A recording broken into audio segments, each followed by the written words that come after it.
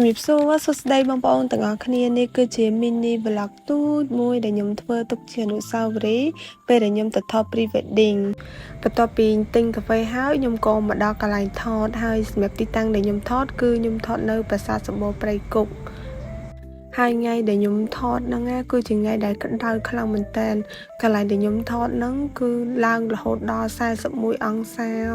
ហើយខ្ញុំពិតជាអរគុណដល់បងជាងថតដល់បងសំអាងខ្លាំងមែនតើទោះបីក្តៅប៉ុណ្ណាក៏ដោយក៏គាត់ take care យើងបានល្អដែរហើយថ្ងៃដែលខ្ញុំទៅថតហ្នឹងខ្ញុំអរគុណដល់ម៉ាក់ខ្ញុំប៉ាក្មេកខ្ញុំយាយខ្ញុំតាខ្ញុំគាត់បានទៅអស់ហើយទៅមើលចៅថតហើយរៀបចំម្ហូបឲ្យចៅញ៉ាំបន្ទាប់ពីញ៉ាំបាយថ្ងៃហើយហ្នឹងខ្ញុំក៏ចេញដំណើរមកសម្រាប់ដើម្បីរៀបចំខ្លួនថតស៊ីនពេលយប់